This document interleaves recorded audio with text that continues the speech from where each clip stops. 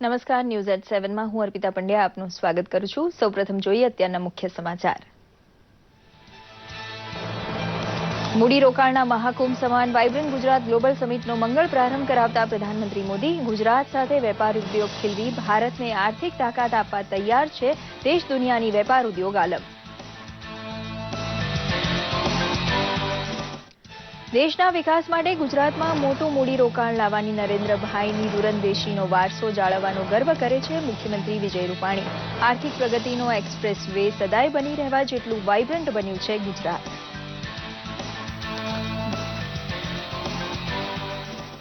દુનિયામાં ભાગ્યે જ કોઈ નેતાએ નરેન્દ્રભાઈ માફક ટૂંકા ગાળામાં જનમાનસ બદલવામાં સફળતા મેળવી હશે તેવું કહે છે રિલાયન્સના મુકેશ અંબાણી.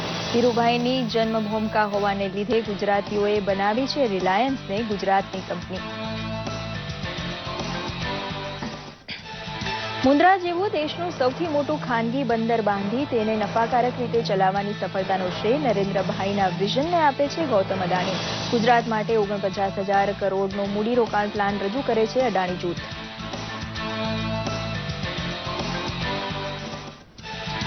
સવારે યોગ ધ્યાનનો નિત્યક્રમ છોડી માતા હીરાબાને મળવા પહોંચ્યા પ્રધાનમંત્રી મોદી. નાના ભાઈના ઘેર રહેતા માતા સાથે સવારે ગાળેલા સમયની આનંદમય જાણકારી ટ્વીટ વડે ખુદ પ્રધાનમંત્રીએ બહાર પાડી.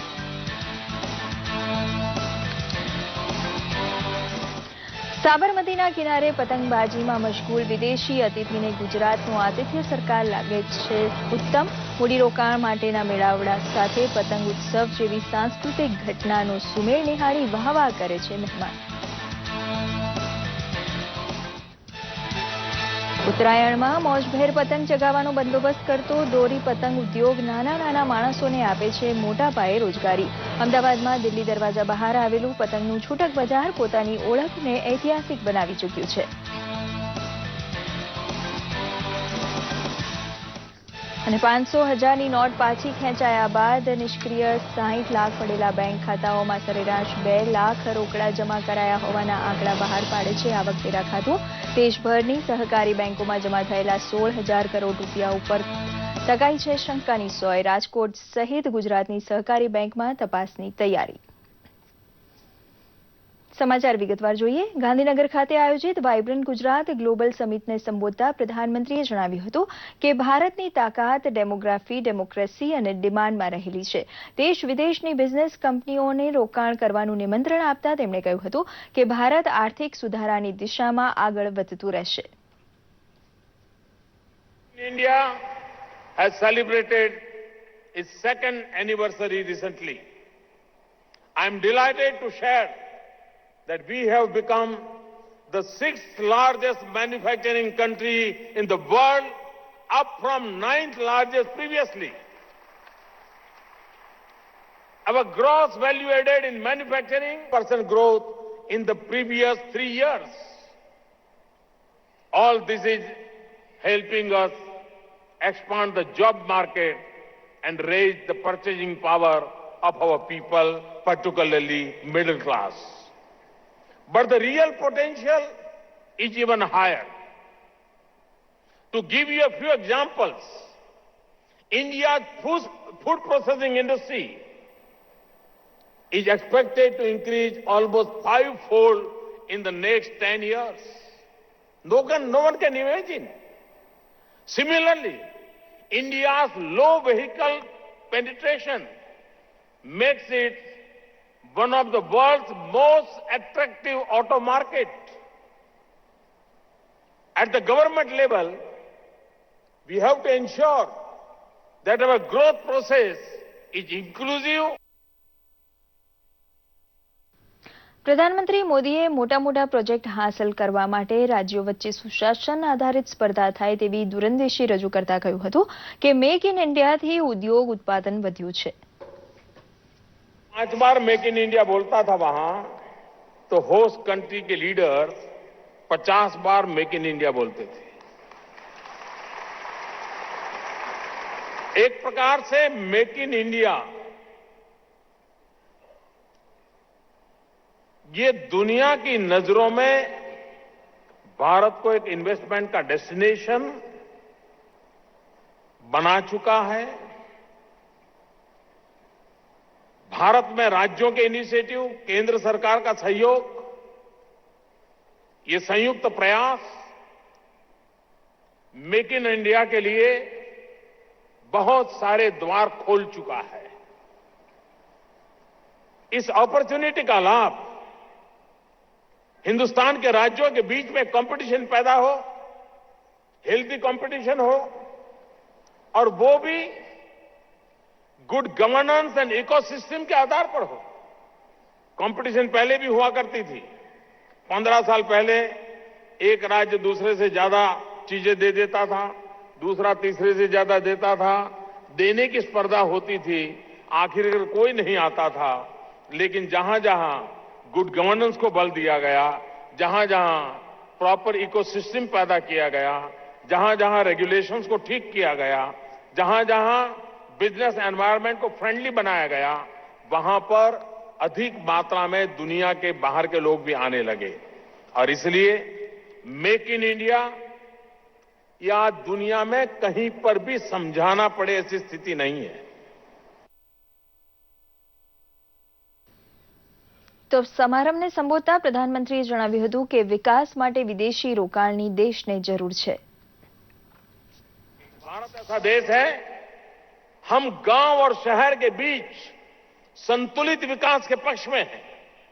हमारी नीतियों का लाभ गांव और शहर दोनों को समान रूप से मिलना चाहिए, और इसलिए हमारी योजना की प्रायोरिटी में भी गांव को भी उतना ही महत्व मिले। हर विकास की यात्रा का अंतिम बेनिफिट गांव गरीब किसान तक पहुंचे, ये हमारा प्रायोरिटी का रहने के कारण सारी नीतियों के केंद्र में उन बातों को हमने बल दिया है। We are committed to an India with better job opportunities, better income, better purchasing power, better quality of life and better living standards. Friends, our development needs are huge. Our development agenda is ambitious.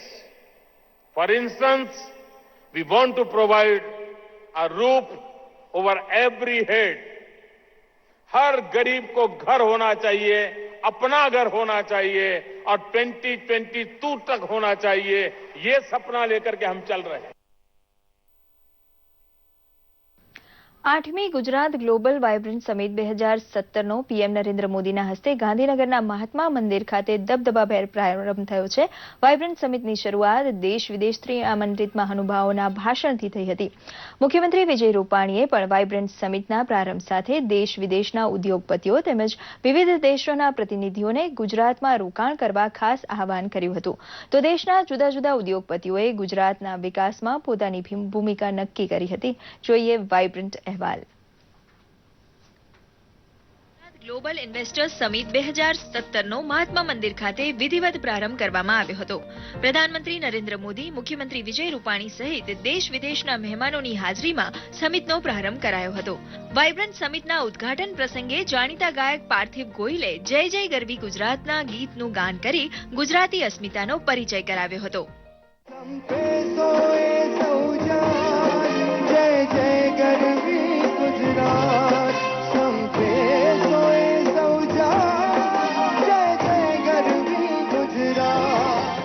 ત્યારબાદ vibrant Gujarat અંગે ખાસ presentation રજૂ કરવામાં આવ્યું હતું, જેમાં સરદાર વલ્લભભાઈ પટેલને યાદ કરવામાં આવ્યા હતા અને રાજ્યના મુખ્યમંત્રી તરીકે નરેન્દ્ર મોદીએ ગુજરાતના વિકાસમાં આપેલા યોગદાનને યાદ કરાયું હતું। તો વાઇબ્રન્ટ સમિટના ઉદ્ઘાટન સમારંભને સંબોધતા મુખ્યમંત્રી વિજય રૂપાણીએ દેશ વિદેશના મહાનુભાવો અને ડેલિગેટ્સનું સ્વાગત કર્યું હતું। વધુમાં મુખ્યમંત્રીએ કહ્યું હતું કે આગામી 1 મહિનામાં 450 ગામોને ડિજિટલ પેમેન્ટ માટે સક્ષમ બનાવાશે। Within 1 month, 450 villages have been made 100% enabled for digital payment. Training for digital payment has become a mass movement in Gujarat. We are confident that this vision of Honorable Prime Minister will make Gujarat and India more strong and vibrant. સમારોહને સંબોધતા ટાટા જૂથના આગેવાન રતન ટાટાએ જણાવ્યું હતું કે ગુજરાત દેશનું સૌથી ઝડપી વિકસતું રાજ્ય છે. પીએમ નરેન્દ્ર મોદીના વિઝનના વખાણ કરતા રતન ટાટાએ ગુજરાતીમાં કહ્યું કે તેઓ પણ ગુજરાતી છે અને આપણે પાછા ગુજરાતમાં આવ્યા છીએ. If you were not in Gujarat, you were stupid.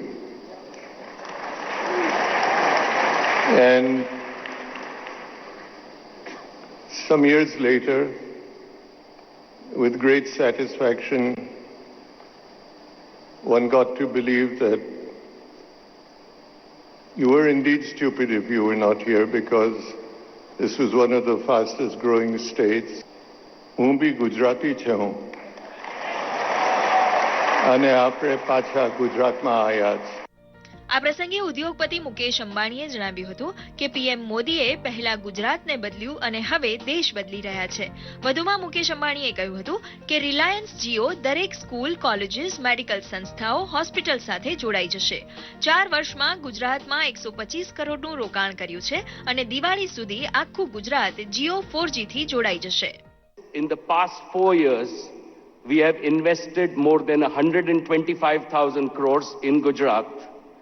And I am happy to report that we have invested 10,000 crores more than what we had committed or signed as MOUs. And all these investments will be complete by March of 17. More than 90% of the state's population is covered by Jio's 4G LTE network, and by Diwali, 100% of the state will be covered. તો અદાણી જૂથના સ્થાપક ગૌતમ અદાણીએ પણ ગુજરાતી હોવાનો ગર્વ કરતા કહ્યું હતું કે અદાણી ગ્રુપ દ્વારા આગામી 5 વર્ષમાં 49,000 કરોડનું રોકાણ ગુજરાતમાં થશે, જેનાથી 25,000 સ્થાનિકોને રોજગારી મળશે. In the next 5 years, we will invest rupees 16,700 crores to expand all of our Gujarat port location at Mundra, Dahej, Hazira and Tuna. The key investments will span 2 new container terminals to take our capacity in Gujarat. આમ vibrant ગુજરાતના ઉદ્ઘાટન પ્રસંગે ઉપસ્થિત તમામ ઉદ્યોગપતિઓ અને દેશ વિદેશના પ્રતિનિધિઓ પ્રધાનમંત્રી નરેન્દ્ર મોદી પર ઓવારી ગયા હતા. બ્યુરો રિપોર્ટ, દૂરદર્શન સમાચાર, અમદાવાદ. પ્રધાનમંત્રી નરેન્દ્ર મોદી રોજે સવારે યોગા કરે છે અને તેઓ આ નિયમનું વર્ષોથી પાલન કરે છે. પરંતુ આજે સવારે માતાને મળવા માટે પીએમએ પોતાનો આ નિયમ તોડ્યો હતો. પ્રધાનમંત્રીએ ટ્વીટ કરી આ અંગેની જાણકારી આપી હતી. તો આ ઉપરાંત મહાત્મા મંદિર ખાતે પીએમએ જુદા જુદા દેશના વડાઓ સાથે મુલાકાત પણ યોજી હતી. જોઈએ એક રિપોર્ટ. પ્રધાનમંત્રી Narendra Modi vibrant Gujarat global summit 2017નું ઉદ્ઘાટન કરવા માટે ગુજરાતના 2 દિવસના પ્રવાસે છે. આજે તેમના પ્રવાસનો બીજો દિવસ છે. ત્યારે મંગળવારે સવારે પ્રધાનમંત્રી મોદી માતા હીરાબાને મળ્યા હતા અને તેમના આશીર્વાદ લીધા હતા. પીએમએ ટ્વીટ કરતા જણાવ્યું હતું કે તેઓએ તેમના માતા સાથે મુલાકાત કરી હતી અને બંનેએ સાથે બેસીને નાસ્તો કર્યો હતો. ભરચક કાર્યક્રમોની વચ્ચે માતાને મળી શકાય તે માટે પ્રધાનમંત્રી મોદીએ યોગા નહોતા કર્યા. આજથી શરૂ થઈ રહેલા vibrant Gujarat global investors summit 2017માં દેશ અને દુનિયાના પ્રમુખો, ઉદ્યોગપતિઓ ખાસ હાજરી આપશે. આર્થિક અને સામાજિક વિકાસ સમિટના કેન્દ્રમાં રહેશે.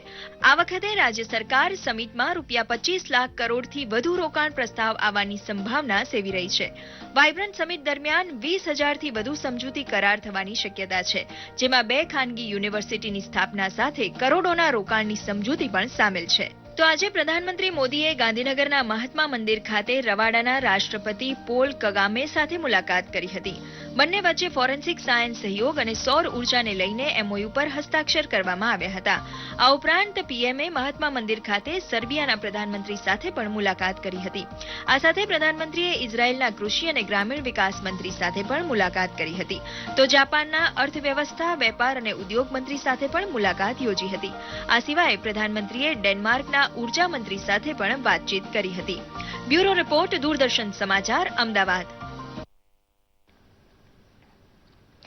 કેન્દ્રીય મંત્રી મનસુખભાઈ માંડવિયાએ ગાંધીનગર ખાતે શરૂ થયેલા ગુજરાત ગ્લોબલ ટ્રેડ શો એક્ઝિબિશનની મુલાકાત લીધી હતી અને શિપિંગ કેમિકલ એન્ડ ફર્ટિલાઇઝર્સના સ્ટોલ નિહાળ્યા હતા. આ પ્રસંગે તેમણે જણાવ્યું હતું કે આવનારા દિવસોમાં ફર્નિચરની નિકાસ થાય તેવી તકો રહેલી છે. ફર્નિચર પાર્કમાં રોકાણ માટે અનેક વિદેશી કંપનીઓએ તૈયારી બતાવી છે. તેમણે એમ પણ કહ્યું હતું કે લોથલ 4500 વર્ષ જૂની પ્રાચીન સંસ્કૃતિનો નમૂનો છે. પ્રધાનમંત્રી નરેન્દ્ર મોદી લોથલ હેરિટેજ મ્યુઝિયમ વિકસાવવાની નેમ ધરાવે છે. આપણા ઇતિહાસને જીવંત રાખવા વિશ્વકક્ષાનું મ્યુઝિયમ વિકસાવવામાં આવશે.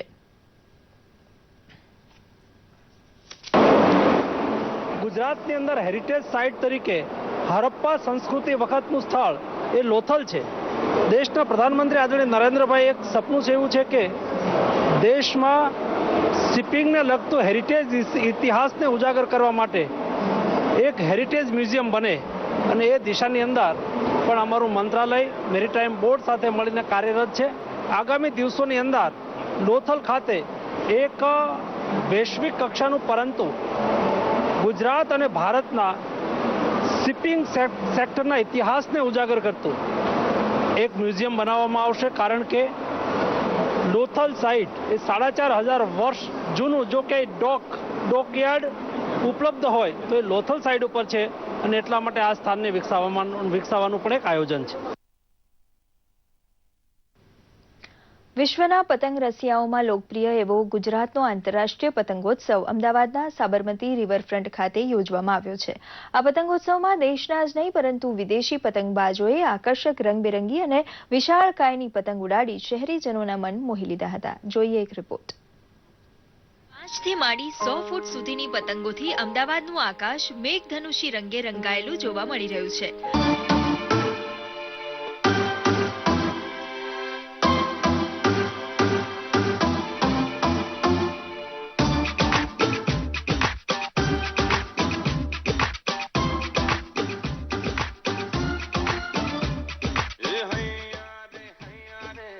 અમદાવાદમાં રિવરફ્રન્ટ ખાતે આયોજિત આંતરરાષ્ટ્રીય પતંગ મહોત્સવનો રંગારંગ પ્રારંભ થયો છે.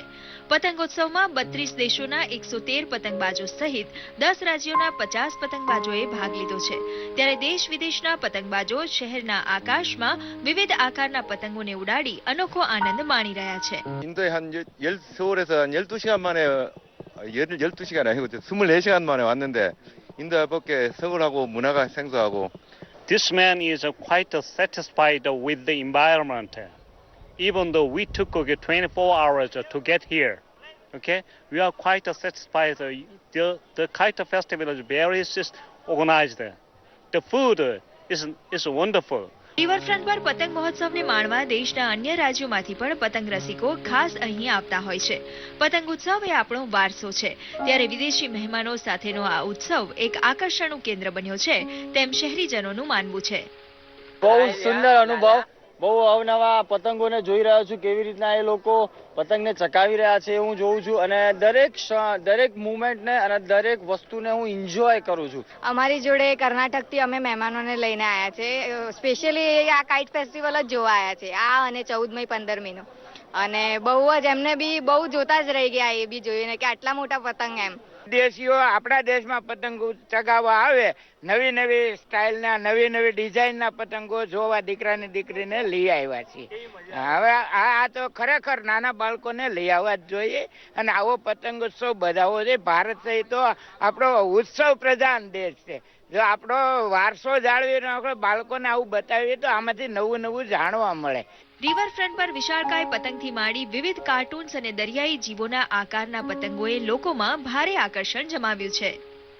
અમદાવાદ શહેરમાં સાબરમતી રિવરફ્રન્ટ પર વાયબ્રન્ટ ગુજરાતના ભાગરૂપે ઇન્ટરનેશનલ કાઇટ ફેસ્ટિવલનું આયોજન કરવામાં આવ્યું છે. શહેરીજનો માટે આ કાઇટ ફેસ્ટિવલ આનંદનો ઉત્સવ તો બની રહ્યું છે, તો સાથે સાથે વિદેશી સહેલાણીઓને મળીને તેમના વિચારો જાણવાનું માધ્યમ પણ બન્યું છે.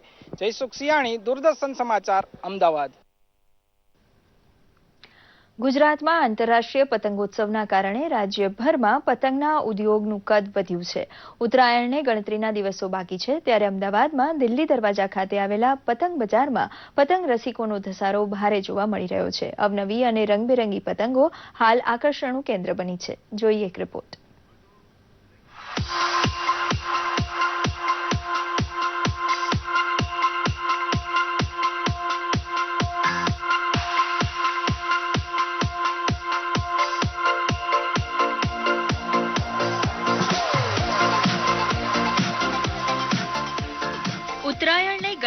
દિવસો બાકી રહ્યા છે ત્યારે પતંગ બજાર હવે લોકોથી ઉભરાઈ રહ્યું છે.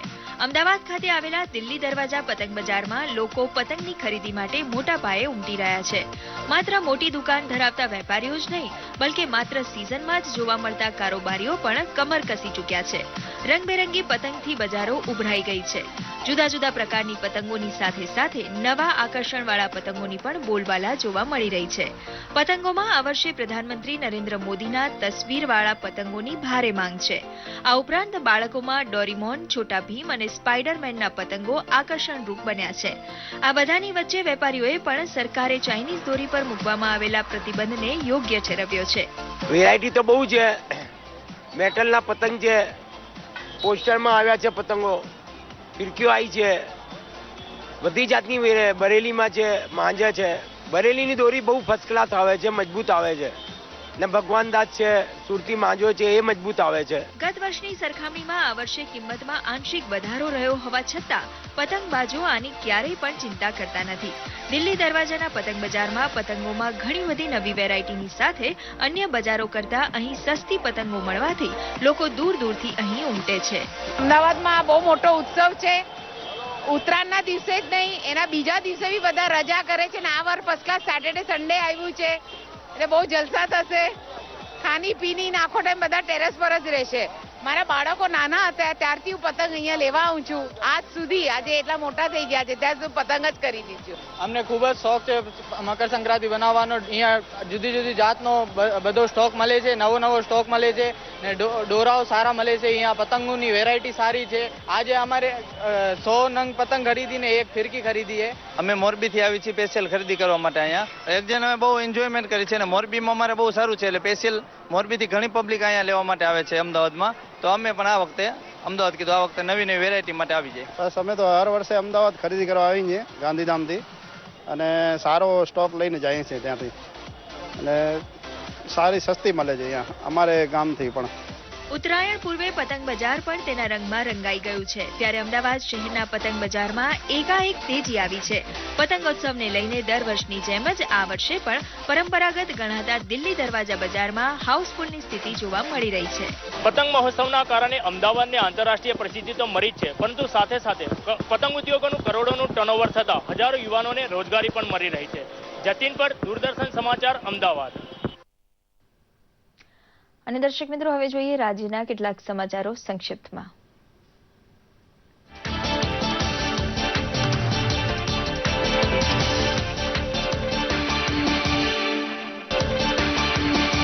સંયુક્ત આરબ અમીરાતના વિદેશ મંત્રી ડોક્ટર રશીદ અહેમદ બિન ફહાદ અને મુખ્યમંત્રી વિજય રૂપાણી વચ્ચે યોજાઈ 1-to-1 મુલાકાત, જેમાં બંને વચ્ચે થઈ વેપારી હિતો અંગે ચર્ચા.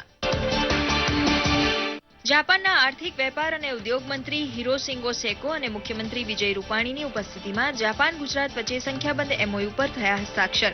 ગુજરાતમાં મોટું રોકાણ કરશે જાપાન. રશિયાના આસ્ટ્રાખાન પ્રદેશના નાયબ ગવર્નર કોન્સ્ટેન્ટિન માર્કેલોવ અને મુખ્યમંત્રી વિજય રૂપાણી વચ્ચે મુલાકાત. વેપાર સંબંધો વિશે વિચાર વિમર્શ. તેલ ગેસ ક્ષેત્રમાં આસ્ટ્રાખાન સાથે જૂના સંબંધો ધરાવે છે ગુજરાત.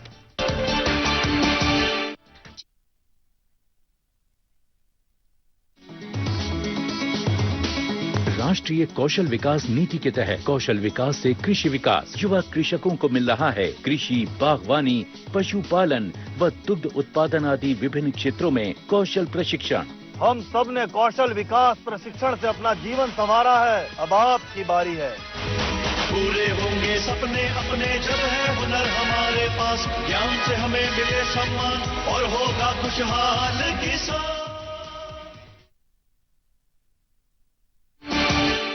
સર્બિયાના પ્રધાનમંત્રી એલેક્ઝેન્ડર અને મુખ્યમંત્રી વિજય રૂપાણી વચ્ચે સૌજન્ય મુલાકાત. શુભેચ્છા અને સ્મૃતિ ભેટોનું આદાન પ્રદાન. ભાવિ વેપાર અને રોકાણ સંભાવનાઓ વિશે વિચાર વિમર્શ.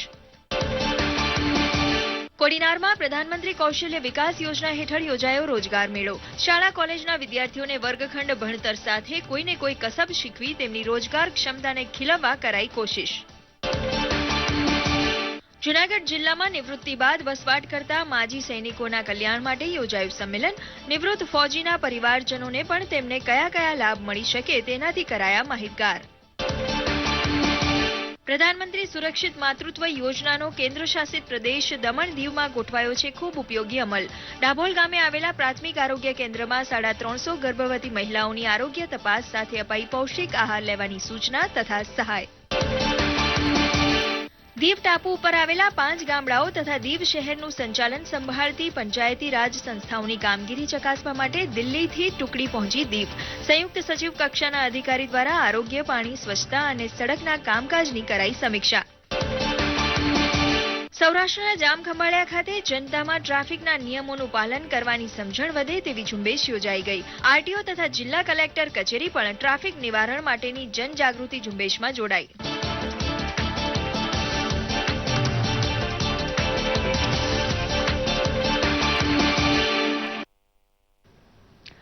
કાળા નાણાં સામે સતત કાર્યવાહી થઈ રહી છે. સાધનોએ જણાવ્યા મુજબ વિમુદ્રીકરણ પછી 60 લાખ બેંક ખાતામાં સરેરાશ રૂપિયા 2 લાખ રોકડ જમા થયા હોવાનું બહાર આવ્યું છે. આવકવેરા વિભાગ લગભગ 3 થી 4 લાખ કરોડ રૂપિયાની બેનામી આવકની સામે આવેલી હકીકતની પણ તપાસ કરી રહી છે. 9 નવેમ્બર પછી ઉત્તર પૂર્વ ભારતની વિવિધ બેંકના ખાતામાં રૂપિયા 10,700 કરોડની રોકડ જમા કરાવવામાં આવી હતી. આવકવેરા વિભાગ અને ઈડી આ ઉપરાંત સહકારી બેંકના ખાતાઓમાં જમા થયેલા રૂપિયા 16,000 કરોડની તપાસ પણ કરી રહ્યા છે. રાજકોટ રાજ કોઓપરેટિવ બેંકમાં બંધ ચલણ બદલાવવાની ગેરરીતિની વાત મળતા 6 જાન્યુઆરીના રોજ આવકવેરા વિભાગ દ્વારા સર્વેક્ષણની કામગીરી હાથ ધરવામાં આવી હતી. સર્વેક્ષણ દરમિયાન બેંકમાં નોટબંધી પછી રૂપિયા 800 કરોડ જમા થયા હોવાનું સામે આવ્યું હતું. રાજ બેંક દ્વારા જે શંકાસ્પદ વ્યવહાર સામે આવ્યા હતા તેની જાણ દિલ્હીના ફાઇનાન્શિયલ ઇન્ટેલિજન્સ યુનિટને સમયસર કરી દેવામાં આવી હતી. આ ઉપરાંત બેંકમાં વાઇસ ચેરમેનના માતાના ખાતામાં ધંધાકીય હિસાબોને આધીન રૂપિયા 17 કરોડ જમા થયા હોવાની પણ સ્પષ્ટતા કરવામાં આવી છે. રાજ બેંકના ચીફ ડેવલપમેન્ટ ઓફિસરે આ અંગે સ્પષ્ટતા કરી હતી.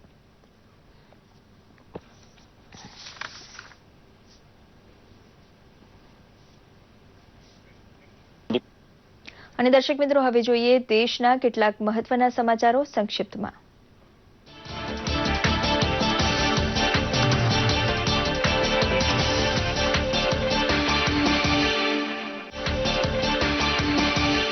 પોર્ટુગલના સાંસ્કૃતિક મંત્રી લુઇસ કાસ્ટ્રો મેન્ડિસ અને માહિતી પ્રસારણ રાજ્યમંત્રી રાજ્યવર્ધનસિંહ રાઠોડ વચ્ચે દિલ્હીમાં યોજાઈ મુલાકાત. બંને દેશોના પારસ્પરિક હિતો વિશે થઈ ચર્ચા. લખનૌમાં મુલાયમસિંહ યાદવ અને અખિલેશ વચ્ચે વધુ એક બેઠક પણ પરિણામહીન રહી. સાયકલ સિમ્બોલના મુદ્દે 13 જાન્યુઆરીએ ચૂંટણી પંચમાં સુનાવણી. બીએસએફના એક જવાને તેમને મળતા ભોજન અંગે કરેલા આક્ષેપોના મુદ્દે ગૃહમંત્રી રાજનાથસિંહે માંગ્યો અહેવાલ. ગૃહ સચિવ પાસેથી તપાસ અહેવાલ માંગ્યો હોવાની ટ્વીટ કરીને ગૃહમંત્રીએ આપી જાણકારી. તો આ સાથે આ સમાચાર બુલેટિન સમાપ્ત કરીએ છીએ. નમસ્કાર.